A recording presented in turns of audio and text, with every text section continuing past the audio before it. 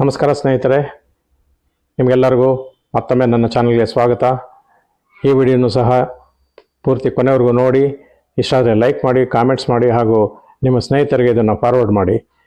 ಈ ವಿಡಿಯೋನಲ್ಲಿ ನಾನು ಹೇಳಕ್ ಹೊರಟಿರೋದು ಬೆಂಗಳೂರಿಂದ ಮಲೆ ಮಹದೇಶ್ವರನ ಬೆಟ್ಟ ಹಾಗೂ ಬಿಳಿಗಿರಿ ರಂಗನ ಬೆಟ್ಟಕ್ಕೆ ಹೋಗಿ ಬರೋದ್ರ ಬಗ್ಗೆ. ಇವೆರಡು ಜಾಗಗಳಿಗೆ ಹೋಗ್ಬೇಕಾದ್ರೆ ಮೊದಲು ನಾವು ಕೊಳ್ಳೇಗಾಲ ಸೇರ್ಕೋಬೇಕು. ಕೊಳ್ಳೇಗಾಲ ಬೆಂಗಳೂರಿಂದ ಸುಮಾರು 120 ಕಿಲೋಮೀಟರ್ ದೂರದಲ್ಲಿದೆ. ಕೊಳ್ಳೇಗಾಲದವರೆಗೂ ಹೋದ್ಮೇಲೆ ಎಡಕ್ಕೆ ಹೋದ್ರೆ ಮಲೆ ಮಹದೇಶ್ವರನ ಬೆಟ್ಟ ಸುಮಾರು 75 ಕಿಲೋಮೀಟರ್ ಆಗುತ್ತೆ. ಬಲಕ್ಕೆ ಹೋದ್ರೆ ಒಂದು 35 ಕಿಲೋಮೀಟರ್ ಅಷ್ಟು ದೂರ ಹೋದ್ರೆ ಬಿಳಿಗಿರಿ ರಂಗನ ಬೆಟ್ಟ ಸಿಗುತ್ತೆ. ನಾವೊಂದು 4 ಕುಟುಂಬಗಳವರು 8 ಜನ ಒಂದು ಟಿ ಮಾಡಿಕೊಂಡು ಬೆಳಿಗ್ಗೆ 6:30ಗೆ ಬೆಂಗಳೂರನ್ನ ಬಿಟ್ಟು ಹೊರಟ್ವಿ. ಮದ್ದೂರವರೆಗೂ ನಮಗೆ ಹೈವೇನಲ್ಲೇ ಬಹಳ ಹೋಟೆಲ್ಗಳು ಸಿಗುತ್ತೆ. ಅಲ್ಲೇ ಎಲ್ಲರೂ ಒಂದ್ ಕಡೆ ಟಿಫನ್ ಮಾಡ್ಕೊಂಡು ಮುಂದುವರಿಬೇಕು. ಮುಂದಕ್ಕೆ ಹೋದ್ಮೇಲೆ ಒಳ್ಳೆ ಹೋಟೆಲ್ಗಳು ಸಿಗೋದಿಲ್ಲ.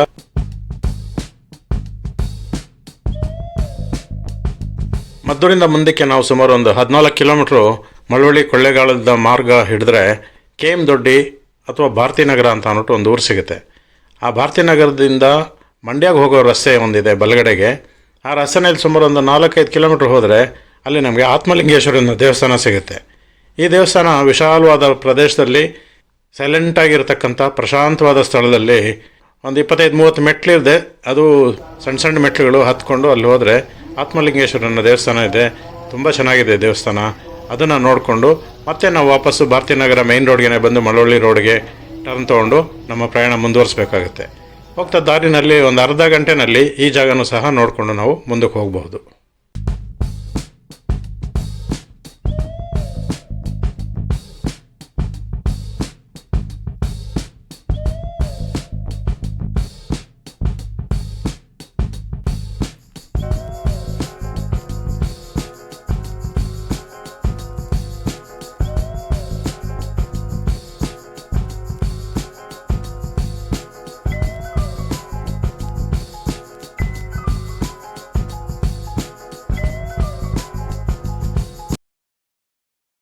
ಮದ್ದೂರಿಂದ ಸುಮಾರು ಒಂದು 35 ಕಿಲೋಮೀಟರ್ ಹೋದರೆ ಆ ಕೊಳ್ಳೇಗಾಲದ ಹತ್ರ ತಲಕಾಡು ಸಮೀಪದಲ್ಲಿ ಮುಡುಕುತೊರೆ ಅಂತ ಅಂದ್ಬಿಟ್ಟು ಒಂದು ಜಾಗ ಸಿಗುತ್ತೆ. ಇದು ತಲಕಾಡಿನ ಪಂಚಲಿಂಗ ದರ್ಶನಗಳಲ್ಲಿ 5ನೇ ಕ್ಷೇತ್ರ.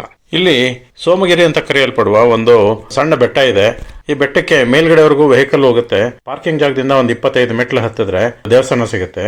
ಇದನ್ನ 2ನೇ ಶ್ರೀಶೈಲ ಅಂತ ಕರೀತಾರೆ. ಇಲ್ಲಿ ಶ್ರೀಶೈಲ ಮಲ್ಲಿಕಾರ್ಜುನ ಹಾಗೂ ಭ್ರಮರಾಂಬ ದೇವತೆಗಳ ದೇವಸ್ಥಾನ ಇದೆ. ಆದ್ರೆ ಈಗ ನಾವು ಹೋಗಿದ್ದ ಟೈಮಲ್ಲಿ ಅಲ್ಲಿ ಜೀರ್ಣೋದ್ಧಾರ ನಡೀತಾ ಇದ್ದರಿಂದ 2 ವಿಗ್ರಹಗಳನ್ನ ಒಂದು ಸಣ್ಣ ಮಂಟಪಗಳಲ್ಲಿಟ್ಟು ಪೂಜೆ ಮಾಡ್ತಾ ಇದ್ರು. ಅಲ್ಲೇ ದರ್ಶನ ಮಾಡ್ಕೊಂಡು ನಾವು ಬಂದ್ವಿ.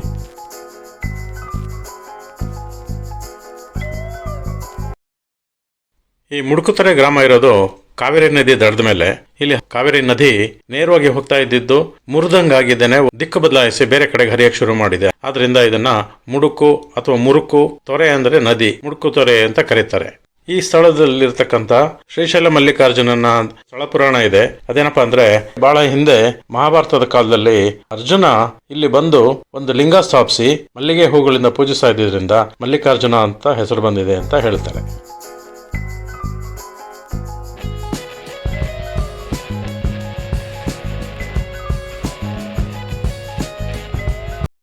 ಕನ್ನಡಿಗರೇ, ನಿಮ್ಗೊಂದು ಪ್ರಶ್ನೆ ಕೇಳಬೇಕು ಅಂತ ಅನ್ನಿಸ್ತಾ ಇದೆ. ಕನ್ನಡದ ಚಲನಚಿತ್ರ ನಿರ್ದೇಶಕ ಪುಟ್ಟಣ್ಣ ಕಣಗಾಲ್ರವರ ಶರಪಂಜರ ಚಿತ್ರ ನಿಮ್ಗೆಲ್ಲ ನೆನಪಿರಬೇಕು. ಯಾರಿಗೆ ತಾನೇ ಮರೆಯಕ್ಕಾಗತ್ತೆ. ಆ ಚಿತ್ರದ ಒಂದು ಹಾಡನ್ನ ಇಲ್ಲಿ ಚಿತ್ರೀಕರಿಸಿದ್ದಾರೆ. ಅದು ಯಾವ ಹಾಡು ಅಂತ ನಿಮಗೆ ನೆನಪು ಮಾಡಿಕೊಂಡು ಹೇಳಿ. ಅದಕ್ಕೆ ಉತ್ತರ ನಾನು ಈ ವಿಡಿಯೋ ಕೊನೆಯಲ್ಲಿ ಕೊಡ್ತೇನೆ. ನಿಮಗೆ ನೆನಪಾದ್ರೆ ಕಾಮೆಂಟ್. ಕೊಳ್ಳೇಗಾಲದಿಂದ ಒಂದು 40-45 ಕಿಲೋಮೀಟರ್ ಹೋದ್ರೆ ಬಿಳಿಗಿರಿ ರಂಗನ ಬೆಟ್ಟ ಸಿಗುತ್ತೆ. ಈ 45 ಕಿಲೋಮೀಟರ್ಲ್ಲಿ ಒಂದು 20 ಕಿಲೋಮೀಟರ್ ಸಾಗಿದ್ಮೇಲೆ ನಾವು ಇನ್ನು ಉಳಿದಿದ್ದ ದಾರಿ ಎಲ್ಲಾನು ಫಾರೆಸ್ಟ್ ಏರಿಯಾನಲ್ಲಿ ಇರುತ್ತೆ. ಕೆಲವು ಹೇರ್ ಪಿನ್ ಕರ್ವ್ಸ್ ಎಲ್ಲ ಸಿಗುತ್ತೆ. ಈ ರಸ್ತೆನಲ್ಲಿ ಸಾಗಬೇಕಾದ್ರೆ ನಾವು ಫಾರೆಸ್ಟ್ ಡಿಪಾರ್ಟ್ಮೆಂಟ್ದು ಟೋಲ್ ಗೇಟ್ ಇರುತ್ತೆ. ಅಲ್ಲಿ ಪರ್ಮಿಷನ್ ತಗೋಬೇಕು. ದಾರಿನಲ್ಲಿ ಕೆಲವು ಕಾಡು ಪ್ರಾಣಿಗಳು ಸಿಕ್ಕಿದ್ರು ಸಿಗಬಹುದು. ನಾವು ಮಧ್ಯಾಹ್ನ 1 ಗಂಟೆಗೆಲ್ಲಾನು ಅಲ್ಲಿ ಬಿಳಿಗಿರಿ ರಂಗನ ಬೆಟ್ಟ ತಲುಪಿದ್ವಿ.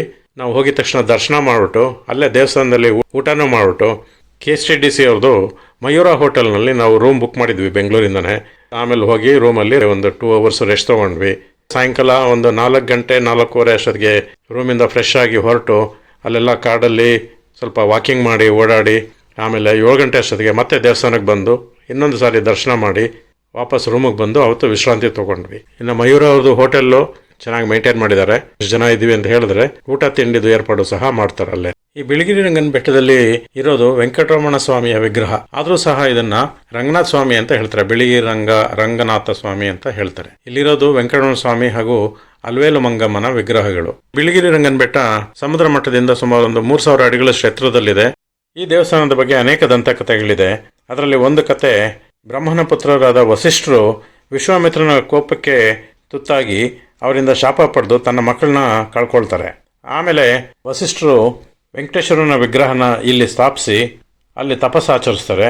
ಇದಕ್ಕೆ ಪ್ರಸನ್ನನಾದ ವೆಂಕಟೇಶ್ವರ ಇವರಿಗೆ ಶಕ್ತಿ ಅನ್ನತಕ್ಕಂಥ ಒಬ್ಬ ಮಗನ ಪ್ರಸಾದಿಸ್ತಾರೆ. ಮಹಾಭಾರತ ರಚಿಸಿದಂತಹ ವ್ಯಾಸ ಮಹರ್ಷಿ ಹುಟ್ಟಿದ್ದು ಈ ಸಂತತಿಯಲ್ಲೇ ಅಂತ ಹೇಳ್ತಾರೆ. ಇನ್ನೊಂದು ದಂತಕಥೆ ಪ್ರಕಾರ ಈ ಕಾಡಲ್ಲಿ ಅನೇಕ ಸನ್ಯಾಸಿಗಳು ಮತ್ತು ಋಷಿಗಳು ತಪಸ್ಸನ್ನು ಆಚರಿಸ್ತಾ ಇರ್ತಾರೆ. ಇಲ್ಲಿ ಒಬ್ಬ ರಾಕ್ಷಸ ಬಂದು ಇವರಿಗೆಲ್ಲ ತುಂಬ ಕಾಟ ಕೊಡ್ತಾ ಇರ್ತಾನೆ. ಇದನ್ನು ಹೋಗಲಾಡಿಸ್ಬೇಕು ಅಂತ ಅಂದಿದ್ರೆ ಅವರು ದೇವರಲ್ಲಿ ಪ್ರಾರ್ಥಿಸಲಾಗಿ ವಿಷ್ಣು ಇಲ್ಲಿ ಬಂದು ಆ ರಾಕ್ಷಸನ ಸಂಹಾರ ಮಾಡಿ ಆ ರಾಕ್ಷಸನಿಂದ ಹಿಂಸೆಗೊಳಗಾಗಿರ್ತಕ್ಕಂತಹ ಸೋಲಿಗರ ಜನಾಂಗಕ್ಕೆ ಇದರಿಂದ ಬಹಳ ಖುಷಿಯಾಗುತ್ತೆ. ವಿಷ್ಣುನು ಸಹ ಈ ಜಾಗಕ್ಕೆ ಮನಸೋತು ಇಲ್ಲಿ ಕೆಲವು ದಿನಗಳು ವಿಶ್ರಾಂತಿ ತಗೊಂಡ ಅಂತ ಹೇಳ್ತಾರೆ. ಈ ಸೋಲಿಗರ ವಂಶದ ಒಬ್ಬ ಕನ್ಯೆನ ಸಹ ಮದುವೆಯಾಗಿ ಇಲ್ಲಿ ನೆಲೆಸ್ತಾನೆ. ಈಗಲೂ ಸಹ ಸೋಲಿಗರು ಈ ಬಿಳಿಗಿರಿ ರಂಗನ್ನ ತನ್ನ ಭಾವ ಅಂತ ಭಾವಿಸ್ಕೊಂಡು ಅವರ ಈ ಬಿಳಿಗಿರಿ ರಂಗನ ಬೆಟ್ಟದಲ್ಲಿ ಕಾಡಿನ ರಸ್ತೆನಲ್ಲಿ ಸುಮಾರು ಒಂದು 15-16 ಕಿಲೋಮೀಟರ್ ದೂರ ಹೋದರೆ ಕೇಗುಡಿ ಅಂತ ಒಂದು ಊರು ಸಿಗುತ್ತೆ. ಅಲ್ಲಿ ಫಾರೆಸ್ಟ್ ಡಿಪಾರ್ಟ್ಮೆಂಟ್ದು ಆಫೀಸ್ಗಳು, ಕೆಲಸಗಾರರದು ಎಲ್ಲನೂ ಕ್ವಾರ್ಟರ್ಸ್ಗಳು ಎಲ್ಲ ಇದೆ. ಇಲ್ಲಿಂದ ಇವರು ಕಾಡಿನಲ್ಲಿ ಆನೆ ಮೇಲೆ ಅಥವಾ ಜೀಪ್ನಲ್ಲಿ ಸಫಾರಿ ಕರ್ಕೊಂಡೋಗಿ ಜನಗಳಿಗೆ ಪ್ರಾಣಿಗಳನ್ನ ತೋರಿಸ್ಕೊಂಡು ಕರ್ಕೊಂಬರ್ತಕ್ಕಂಥ ವ್ಯವಸ್ಥೆ ಮಾಡಿದ್ದಾರೆ. ಈ ರೀತಿ ಹೋಗೋದಕ್ಕೆ ಇಷ್ಟ ಇರೋರು ಕೇಗುಡಿಯವರೆಗೂ ಹೋಗಿ ಅಲ್ಲಿಂದ ಇದನ್ನು ಮುಗಿಸ್ಕೊಂಡು ಬರಬಹುದು. ವಾಪಸ್ ಮತ್ತೆ ಬಿಳಿಗಿರಿ ರಂಗನ ಬೆಟ್ಟಕ್ಕೆ ಬಂದು ಹಾಲ್ಟ್ ಆಗಬಹುದು. ಈ ದೇವಸ್ಥಾನದಲ್ಲಿ ಏಪ್ರಿಲ್ ಮೇ ತಿಂಗಳಲ್ಲಿ ಜಾತ್ರಾ ನಡೆಯುತ್ತೆ.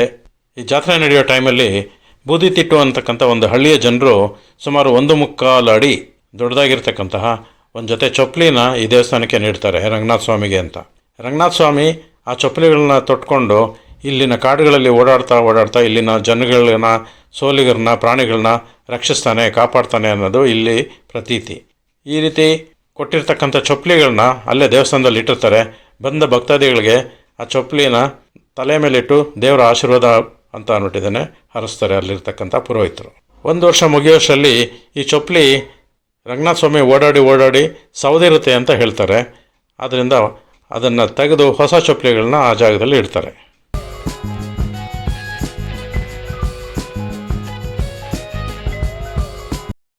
ನೆಕ್ಸ್ಟ್ ನಮ್ಮ ಪ್ರಯಾಣ ಮಲೆ ಮಹದೇಶ್ವರನ ಬೆಟ್ಟದ ಕಡೆಗೆ. ಇದು ಒಂದು wildlife sanctuary, tiger reserve ಫಾರೆಸ್ಟ್ನಲ್ಲಿ ಇದೆ. ಇಲ್ಲಿ ಮೊರಾರ್ಜಿ ದೇಸಾಯಿ ರೆಸಿಡೆನ್ಷಿಯಲ್ ಸ್ಕೂಲು ಸಹ ಇದೆ. ಇದು ಚಾಮರಾಜನಗರ ಜಿಲ್ಲೆನಲ್ಲಿದೆ. ಆಮೇಲೆ ಸಮುದ್ರ ಮಟ್ಟದಿಂದ ಸುಮಾರು ಒಂದು 3000 ಅಡಿ ಎತ್ತರದಲ್ಲಿದೆ. ಇಲ್ಲಿರ್ತಕ್ಕಂಥ ಮಲೆ ಮಹದೇಶ್ವರನ್ನ 7 ಬೆಟ್ಟದ ಒಡೆಯ, 7 ಮಲೆ ಒಡೆಯ ಅಂತಲೂ ಸಹ ಕರೀತಾರೆ. ಈ ಮಹದೇಶ್ವರರು ಯಾರಪ್ಪ ಅಂತಂದರೆ 15ನೇ ಶತಮಾನದಲ್ಲಿ ಇದ್ದಂತಹ ಒಬ್ಬ ಸಂತ ಹಾಗೂ ಸಾಕ್ಷಾತ್ ಶಿವನ ಅವತಾರ ಅಂತ ನಂಬಿಕೆ.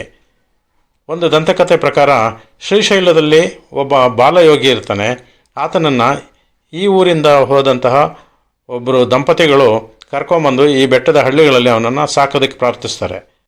ಹೀಗೆ ಸಾಕ್ತಾ ಇರಬೇಕಾದ್ರೆ ಈ ಸಂತರು ಹುಲಿ ಮೇಲೆ ಕೂತ್ಕೊಂಡು ಈ ಕಾಡಿನಲ್ಲೆಲ್ಲ ಸುತ್ತಾಡಿ ತಮ್ಮ ಅಲೌಕಿಕ ಶಕ್ತಿಗಳಿಂದ ಇಲ್ಲಿ ಜನಗಳನ್ನ ಕಷ್ಟದಿಂದ ಪಾರು ಮಾಡ್ತಾ ಇರ್ತಾರೆ. ಇದೇ ಕಾಡಿನಲ್ಲಿ ಅನೇಕ ಸಂತರು, ಸನ್ಯಾಸಿಗಳು ತಪಸ್ಸು ಮಾಡ್ತಾ ಇರ್ತಾರೆ. ಅವ್ರಿಗೆ ಶ್ರವಣ ಅನ್ನತಕ್ಕಂಥ ಒಬ್ಬ ರಾಕ್ಷಸ ತುಂಬ ಕಾಟ ಕೊಡ್ತಾ ಇರ್ತಾನೆ. ಮಹದೇಶ್ವರರು ಈ ರಾಕ್ಷಸನ್ನು ಸಂಹರಿಸಿ ಅವನ ವಶದಲ್ಲಿದ್ದಂತಹ ಅನೇಕ ಸಂತರನ್ನ ಬಿಡುಗಡೆಗೊಳಿಸ್ತಾರೆ.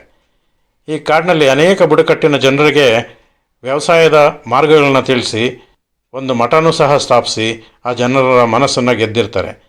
ಇಲ್ಲಿದ್ದಂತಹ ಗಿರಿಜನರು ಮತ್ತು ಆದಿವಾಸಿಗಳು ಇವ್ರನ್ನೆಲ್ಲನ ಪರಿವರ್ತಿಸುತ್ತಾರೆ. ಇಂತಹ ಸಮಾಜ ಸೇವೆಗಳನ್ನ ನಡೆಸ್ತಾ ಇದ್ದಂತಹ ಈ ಸಂತರ ಈ 7 ಬೆಟ್ಟಗಳ ಮಧ್ಯೆ ಇರತಕ್ಕಂಥ ನಡುಬೆಟ್ಟದಲ್ಲಿ ಒಂದು ಲಿಂಗದ ರೂಪದಲ್ಲಿ ನೆಲೆಸ್ತಾರೆ. ಹೀಗಾಗಿ ಈ ಸುತ್ತಮುತ್ತಲಿನ ಹಳ್ಳಿಗಳ ಜನಕ್ಕೆ ಮಹದೇಶ್ವರರು ಲಿಂಗರೂಪಿಯಾಗಿ ಆರಾಧ್ಯ ದೈವ ಆಗ್ತಾರೆ. ಈ ಮಹಾತ್ಮನ ಬಗ್ಗೆ ಇರುವ ನಂಬಿಕೆಯಂತೆ ಇವರು ತಮ್ಮ ಭಕ್ತರಿಗೆ ಮೊದಲು ಸಕಲ ಸಂಪತ್ತನ್ನು ನೀಡ್ತಾರಂತೆ. ಅನಂತರ ಜಂಗಮನ ರೂಪದಲ್ಲಿ ಅವರ ಮನೆಗೆ ಹೋಗಿ ಭಿಕ್ಷೆ ಬೇಡ್ತಾರೆ. ಭಿಕ್ಷೆ ನೀಡದೆ ಅವರನ್ನು ಅವಮಾನಿಸಿ ಕಳಿಸುವಂಥ ಜನಗಳಿಗೆ ಬುದ್ಧಿ ಕಲಿಸೋದಕ್ಕಾಗಿ ಕೋಪಗೊಂಡು ಶಪಿಸ್ತಾರೆ, ಶಿಕ್ಷಿಸ್ತಾರೆ ಅಂತ ಹೇಳ್ತಾರೆ. ಶಿವರಾತ್ರಿ ಟೈಮಲ್ಲಿ ಇಲ್ಲಿ ರಥೋತ್ಸವ ನಡೆಯುತ್ತೆ. ಮಲೆ ಮಹದೇಶ್ವರನ ಬೆಟ್ಟದಲ್ಲಿ ಪ್ರತಿದಿನ 3 ಹೊತ್ತು ಬರುವ ಭಕ್ತಾದಿಗಳಿಗೆ 3 ಹೊತ್ತು ಊಟದ ವ್ಯವಸ್ಥೆ ಇದೆ.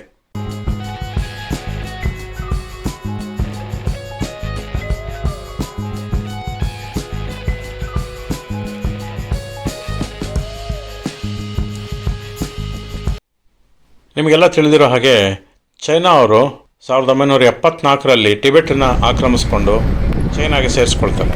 ಈ ಯುದ್ಧ ಮುಗಿದ ಮೇಲೆ ದಲೈಲಾಮಾ ಸೇರಿದಂತೆ ಅನೇಕ ಜನರು ಟಿಬೆಟನ್ನು ತ್ಯಜಿಸ್ಬಿಟ್ಟು ಭಾರತಕ್ಕೆ ಬರ್ತಾರೆ. ನಮ್ಮ ಭಾರತ ಸರ್ಕಾರ ಅವ್ರಿಗೆ ಇಲ್ಲಿ ಪೊಲಿಟಿಕಲ್ ಅಸೈಲಮ್ ಅಂತಾರೆ, ಅಂದರೆ ನಿರಾಶ್ರಿತರಿಗೆ ಆಶ್ರಯ ಕೊಟ್ಟು ನಮ್ಮ ದೇಶದಲ್ಲಿ ಅನೇಕ ಕಡೆ ಇವ್ರನ್ನ ನೆಲೆಸೋದಕ್ಕೆ ವ್ಯವಸ್ಥೆ ಮಾಡಿಕೊಟ್ಟಿದ್ದಾರೆ. ಅಂತಹ ಜಾಗಗಳಲ್ಲಿ ಇಲ್ಲಿ ಸಹ ಒಂದು ಜಾಗ ಇದೆ. ಈ ಕೊಳ್ಳೇಗಾಲದಿಂದ ಸ್ವಲ್ಪ ಮುಂದಕ್ಕೆ ದೋಂಡಲಿಂಗ್ ಅಂತ ಅಂದ್ಬಿಟ್ಟು ಒಂದು ಟಿಬೆಟಿಯನ್ ಸೆಟಲ್ಮೆಂಟ್ ಇದೆ. ಇಲ್ಲಿ ಅವ್ರಿಗೆ ಬೇಕಾದಷ್ಟು ಜಾಗ ಕೊಟ್ಟು ಅಲ್ಲಿ ಅವರ ವ್ಯವಸಾಯ, ತಮ್ಮ ದೇವಸ್ಥಾನಗಳು, ಸ್ಕೂಲುಗಳು, ಆಸ್ಪತ್ರೆಗಳು ಮುಂತಾದನ್ನು ಕಟ್ಕೊಂಡು ಇಲ್ಲಿ ನೆಲೆಸೋದಕ್ಕೆ ಅವ್ರಿಗೆ ಅವಕಾಶ ಮಾಡಿಕೊಟ್ಟಿದ್ದಾರೆ. ಇದು ಬೈಲ್ಕುಪ್ಪೆನಲ್ಲಿರ್ತಕ್ಕಂತಹ ಟಿಬೆಟಿಯನ್ ಸೆಟಲ್ಮೆಂಟ್ ಥರನೇ ಇದೆ. ಇದನ್ನು ಸಹ ನೋಡಿಕೊಂಡು ನಾವು ವಾಪಸ್ ಬೆಂಗಳೂರು ಕಡೆಗೆ ಬರಬಹುದು. 1 ರಿಂದ 2 ತಾಸು ಸಮಯ ಸಾಕಾಗುತ್ತೆ. ಇಲ್ಲಿಗೆ ಹೋಗೋದು ಹೇಗಪ್ಪ ಅಂದರೆ, ನಾವು ಮಲೆಮಹದೇಶ್ವರನ ಬೆಟ್ಟದಿಂದ ಕೊಳ್ಳೇಗಾಲದ ಕಡೆಗೆ ಬರಬೇಕಾದ್ರೆ ಹನೂರು ಅಂತ ಒಂದು ಹಳ್ಳಿ ಸಿಗುತ್ತೆ.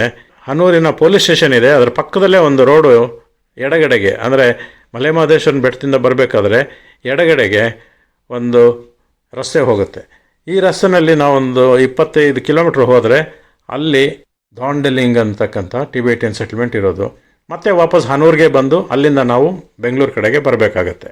ಬಟ್ ರಸ್ತೆ ಅಷ್ಟೇನು ಚೆನ್ನಾಗಿಲ್ಲ. ಅದನ್ನು ಸಹಿಸ್ಕೊಂಡು ಹೋಗಿ ಬಂದರೆ ಒಳ್ಳೆ ಜಾಗ ನೋಡಿದ ಹಂಗಾಗುತ್ತೆ.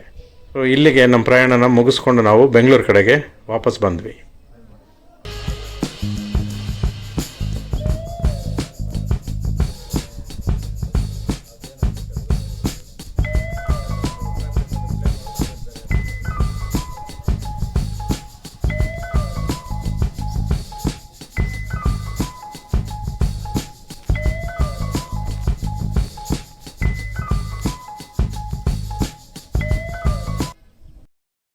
ಈ ವಿಡಿಯೋದ ಪ್ರಾರಂಭದಲ್ಲಿ ನಾನು ನಿಮಗೊಂದು ಪ್ರಶ್ನೆ ಕೇಳಿದ್ದೆ. ಪುಟ್ಟಣ್ಣ ಕಣಗಾಲ್ರವರು ಚಿತ್ರಿಸಿರುವ ಶರಪಂಜರ ಚಿತ್ರದ ಒಂದು ಹಾಡು ಈ ಸ್ಥಳದಲ್ಲೇ ಚಿತ್ರೀಕರಣ ಆಗಿದೆ, ಅದು ಯಾವುದು ಹೇಳಿ ಅಂತ ಕೇಳಿದ್ದೆ. ಬಹುಶಃ ನಿಮ್ಮಲ್ಲಿ ಬಹಳ ಜನ ಅದು ಯಾವುದು ಅಂತ ನೆನಪಿಟ್ಕೊಂಡು ನನಗೆ ಕಾಮೆಂಟ್ ಮಾಡಿದ್ದೀರಾ ಅಂತ ಅಂದ್ಕೊಳ್ತೀನಿ. ಅದರ ಸರಿ ಉತ್ತರ ಇದೆ. ಬಿಳಿಗಿರಿ ರಂಗಯ್ಯ ನೀನೇ ಹೇಳಯ್ಯ, ಶ್ರೀರಂಗನಾಯಕಿಯ ಚಂದುಳ್ಳಿ ಚೆಲುವಯ್ಯ. ಇಷ್ಟೊತ್ತು ಈ ವಿಡಿಯೋ ನೋಡಿದ್ದಕ್ಕೆ ನಿಮ್ಮೆಲ್ಲರಿಗೂ ಧನ್ಯವಾದಗಳು. ವಿಡಿಯೋ ಇಷ್ಟ ಆಗಿದ್ದರೆ ಲೈಕ್ ಮಾಡಿ, ಚಾನಲ್ಗೆ ಸಬ್ಸ್ಕ್ರೈಬ್ ಮಾಡಿ ಹಾಗೂ ಬೆಲ್ ಐಕಾನನ್ನು ಒತ್ತಿ.